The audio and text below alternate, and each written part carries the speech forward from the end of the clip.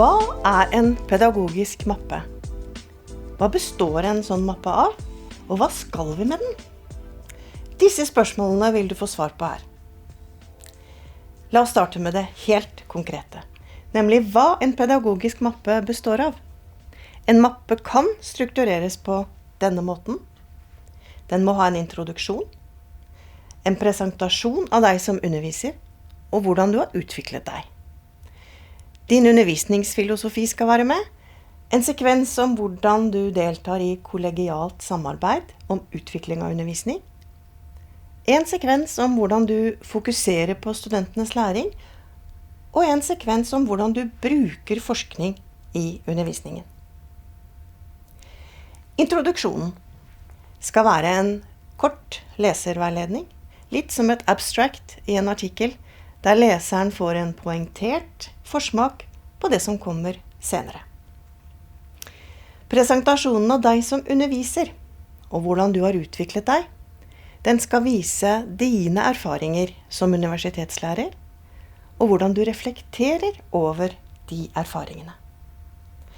Denne delen bør også si noe om hvordan din undervisningspraksis har endret seg over tid, og hvilke prinsipper, refleksjoner og praktiske erfaringer som har vært helt sentrale for akkurat den utviklingen. Her kan du med fordel inkludere en redegjørelse for hvordan ditt fagmiljø har brukt studentevaluering av undervisning på systematiske måter for å forbedre undervisningskvaliteten. Din undervisningsfilosofi, den handler om din forståelse av kunnskap og læring. Her refererer du til didaktiske eller pedagogiske tilnærminger, teorier som du finner meningsfylte. Forklar hva disse ideene går ut på, og hvorfor du har sjansen for akkurat de ideene. Og ikke minst på hvilke måter disse inspirerer deg i måten du underviser på. Kollegialt samarbeid om utvikling av undervisning, det dreier seg om din rolle i utviklingsarbeid, for eksempel knyttet til revisjon av emner eller studieprogrammer. Her skal du også si noe om hvordan du samarbeider med kolleger om undervisning, og hvis du deltar i kollegaveiledning, kan du gjerne skrive litt om hvordan dere jobber sammen, og hvilke måter dette har vært bevisstgjørende for deg, eller bidratt til endring av egen praksis. I denne delen kan du også skrive om hvordan du trekker på kollegers erfaringer og ekspertise i utviklingen av din egen undervisningskompetanse. Fokus på studentenes læring, det skal vise hvilke pedagogiske tilnærminger du bruker når du underviser, og på hvilke måter du mener at dette stimulerer studentenes læring. Her er det selvsagt naturlig å koble til det du skriver i undervisningsfilosofien, men denne delen er mer konkret, og du kan gjerne vise konkrete eksempler. Bruk av forskning i undervisningen skal vise hvordan du innhenter vitenskapelig informasjon når du forbereder undervisning, og hvorfor du velger sånn som du gjør, og hvorfor dette er viktig for studentenes læring i akkurat ditt fag. Inkluder gjerne noen refleksjoner her om hva du vil at studentene skal gjøre med den forskningen du presenterer.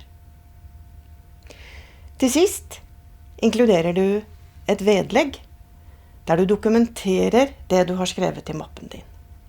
Dette kan for eksempel være vitnemål og oppgaver fra universitetspedagogisk utdanning, utdanningspriser eller innvilgede prosjekter med fokus på utdanning.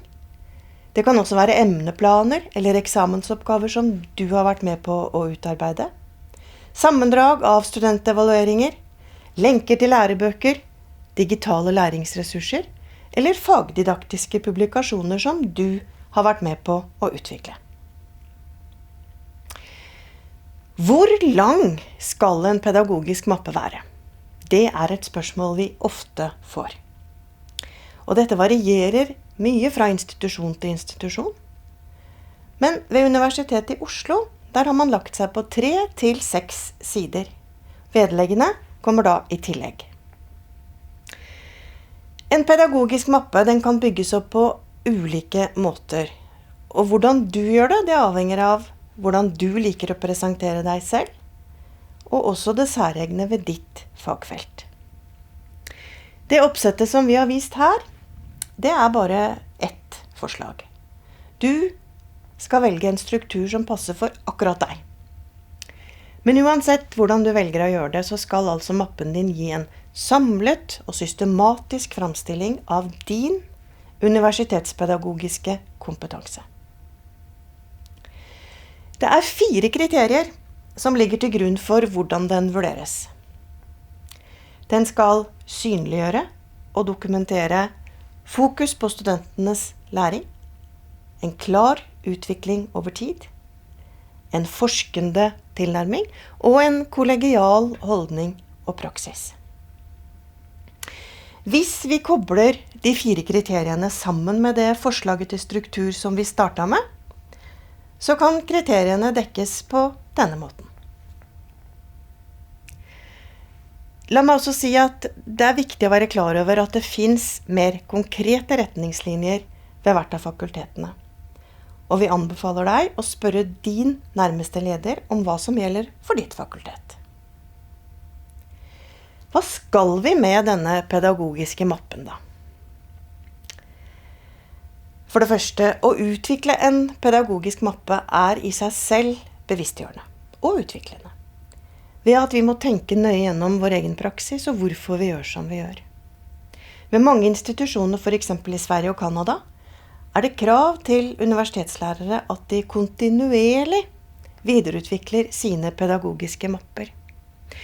Og disse danner ofte grunnlag for medarbeidersamtaler. Ved Universitetet i Oslo forventes det at du leverer en pedagogisk mappe i 3 ulike sammenhenger.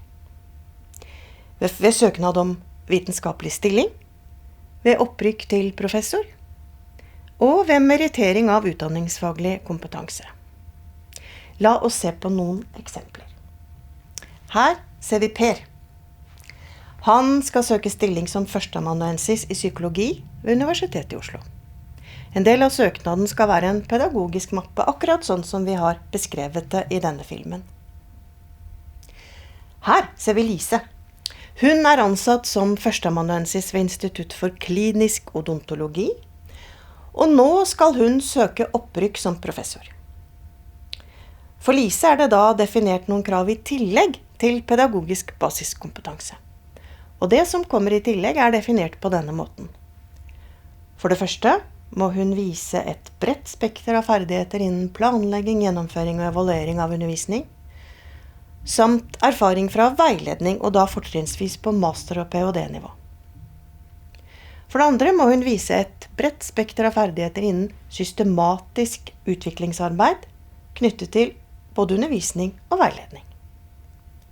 For det tredje må Lise skrive fram sin innsats, ledelse og samarbeid i eget fagmiljø, og da knyttet til arbeid med utdanningskvalitet. Her ser vi Berit. Hun er professor ved Institutt for musikkvitenskap. Hun skal søke om merittering av utdanningsfaglig kompetanse ved Universitetet i Oslo. Mappen hennes må da presentere og dokumentere utdanningsfaglig kompetanse på et nivå som er vesentlig høyere enn forventet basiskompetanse på det stillingsnivået hun befinner seg på, heter det i regelverket. Altså, i dette tilfellet som professor. I tillegg må instituttlederen til Berit legge fram en forpliktende plan for hvordan instituttet skal nyttiggjøre seg Berits pedagogiske kompetanse, og hvordan fagmiljøet vil legge til rette for akkurat det. Dersom du trenger utfyllende informasjon og hjelp med å utvikle din pedagogiske mappe, så tilbyr vi på Link kurs hvert semester. Så da gjenstår det bare å ønske deg lykke til med arbeidet.